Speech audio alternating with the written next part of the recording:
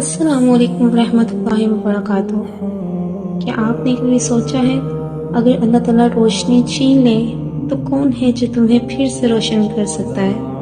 اگر وہ ہدایت نہ دے تو کون ہے جو گمراہی کے اندھیروں سے نکال سکتا ہے؟ آج ہم قرآن کی ان آیات کا راز سمجھنے والے ہیں جہاں اللہ نے ان لوگوں کا حال بیان کیا جو اس کے نور کو جھٹلا کر اندھیروں میں کھو گئے۔ آیت 91۔ انہوں نے اللہ کی قدر نہیں کی جیسے کہ اس کے حق میں قدر کرنی چاہیے تھی۔ جب انہوں نے کہا کہ اللہ نے کسی انسان پر کچھ نازل نہیں کیا، اے نبی کہہ دیجئے پھر وہ کتاب کس نے نازل کی جو موسیٰ پر آئی تھی، جو لوگوں کے لیے روشنی اور ہدایت تھی؟ تم نے اس کو کاغذوں میں کر دیا کہ کچھ ظاہر کرتے ہو اور بہت کچھ چھپا لیتے ہو، اور تمہیں وہ کچھ سکھایا گیا جو نہ تم جانتے تھے اور نہ تمہارے باپ دادا۔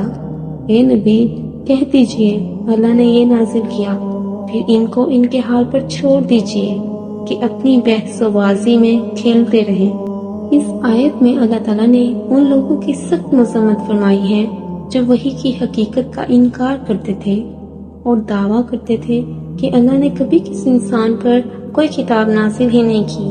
یہ کفار مکہ اور ان جیسے دوسرے منکرین وحی کی سوچ تھی۔ اللہ تعالیٰ فرماتے ہیں کہ یہ لوگ اللہ کی عظمت اور اس کی شان ربوبیت کو پہچان ہی نہیں سکے، کیونکہ اگر وہ واقعی اللہ کو پہچانتے تو یہ بات ہرگز نہ کہتے۔ پھر اللہ تعالیٰ نے حضرت موسیٰ علیہ السلام پر نازل ہونے والی تورات کا ذکر کیا، جو یہودیوں کے نزدیک ایک معتبر کتاب تھی۔ ان سے پوچھا جا رہا ہے کہ اگر تم کہتے ہو کہ اللہ نے کبھی کوئی وحی نازل نہیں کی تو پھر وہ کتاب جو موسیٰ پر نازل ہوئی تھی وہ کس نے نازل کی؟ یہ کتاب لوگوں کے لیے ہدایت اور نور تھی، مگر یہودیوں نے اس کتاب کے احکام کو کاغذوں پر لکھ کر ان میں سے کچھ کو ظاہر کیا اور بہت سا علم چھپا لیا تاکہ اپنے ذاتی مفادات حاصل کر سکیں۔ مزید فرمایا گیا کہ تمہیں وہ علم سکھایا گیا جو تم اور تمہارے آباء و اجداد نہیں جانتے تھے، اور یہ اللہ کا خاص فضل ہے۔ پھر آخر میں رسول اللہ صلی اللہ علیہ وآلہ وسلم کو حکم دیا گیا کہ ان سے کہہ دے کہ سب کچھ اللہ کی طرف سے ہے، پھر انہیں ان کی گمراہی میں بھٹکنے کے لیے چھوڑ دیں۔ وہ بحث و مباحثہ میں پڑھ کر کھیل تماشا کر رہے ہیں اور حق سے دور ہو چکے ہیں۔ آیت 92۔ اور یہ ایک کتاب ہے جسے ہم نے نازل کیا ہے، برکت والی ہے، ان کتابوں کی تصدیق کرنے والی ہے جو اس سے پہلے موجود تھی، تاکہ آپ مکہ اور اس کے ارد گرد کے لوگوں کو خبردار کریں، اور جو لوگ آخرت پر ایمان رکھتے ہیں وہ اس کتاب پر ایمان رکھتے ہیں اور وہ اپنی نماز کی خوب حفاظت کرتے ہیں۔ یہ آیت سورہ نام کی گزشتہ آیت کا تسلسل ہے جس میں اللہ تعالیٰ قرآن مجید کی عظمت، اس کی صفات اور اس کے مقاصد کو بیان فرماتا ہے۔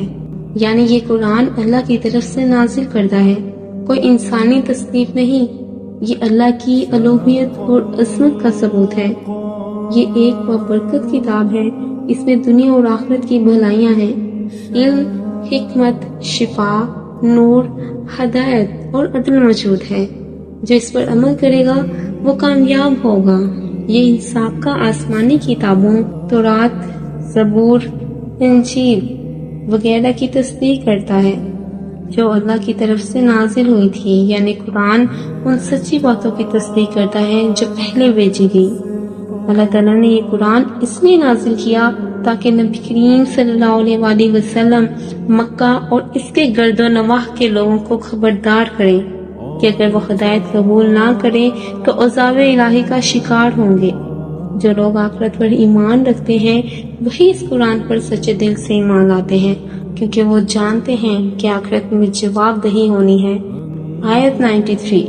اور اس شخص سے بڑھ کر ظالم کون ہو سکتا ہے جو اللہ پر جھوٹ باندھے یا کہے کہ مجھ پر وحی نازل ہوئی ہے، حالانکہ اس پر کچھ بھی نازل نہیں ہوا، اور وہ جو کہے کہ میں بھی ایسی ہی کتاب نازل کر کے دکھاؤں گا جیسی اللہ نے نازل کی ہے، اور کاش آپ دیکھیں جب یہ ظالم موت کی سختیوں میں ہوں گے اور فرشتے اپنے ہاتھ پھیلائے کہہ رہے ہوں گے نکالو اپنی جانیں، آج تمہیں ذلت کا عذاب دیا جائے گا، اس وجہ سے کہ تم اللہ پر ناحق باتیں کہتے تھے اور اس کی آیات کے مقابلے میں تکبر کرتے تھے۔ اس آیت میں اللہ تعالیٰ نے ان لوگوں کی شدید مذمت فرمائی ہے جو دین کے بارے میں جھوٹ کرتے ہیں، نبوت کا جھوٹا دعویٰ کرتے ہیں، یہ وحی اللہ کا انکار کرتے ہوئے یہ کہتے ہیں کہ ہم بھی ایسی کتاب لے آئیں گے جیسی اللہ کی ہے۔ ان سب کے لیے قرآن سب سے بڑا ظلم قرار دیتا ہے، یعنی اس سے بڑا ظلم کون کر سکتا ہے جو اللہ پر جھوٹ کرتا ہے۔ مثلاً کوئی شخص یہ کہے کہ اللہ نے مجھ پر وحی نازل کی ہے، حالانکہ ایسا نہیں ہوا، جیسا کہ بعض جھوٹے مدعیان نبوت کیا کرتے تھے۔ اور اس سے بھی بڑا ظلم یہ ہے کہ کوئی شخص قرآن کی مثل لانے کا دعویٰ کرے یا اس کا مذاق اڑائے کہ میں بھی ایسی باتیں بنا سکتا ہوں، یہ گستاخی اور تکبر کی انتہا ہے۔ پھر اللہ تعالیٰ موت کے وقت کا ایک ہولناک منظر پیش کرتا ہے کہ جب ایسے ظالم موت کی سختیوں میں مبتلا ہوں گے اور فرشتے ان پر عذاب کے لیے مسلط ہوں گے، فرشتے کہیں گے نکالو اپنی جانیں، یعنی ان کی روحیں سختی اور ذلت کے ساتھ کھینچی جائیں گی۔ استغفر اللہ۔ یہ ہیں وہ آیات جو ہمیں بتاتی ہیں کہ زندگی کا اصل نور صرف اللہ سے ہے، ہر چیز کا خالق صرف اللہ ہے، اندھیروں سے روشنی نکالنے والا صرف وہی ہے۔ تو سوچئے کیا ہم اس کی طرف واقعی پلٹ رہے ہیں یا روشنی چھوڑ کر اندھیروں کا رخ کر دیا ہے؟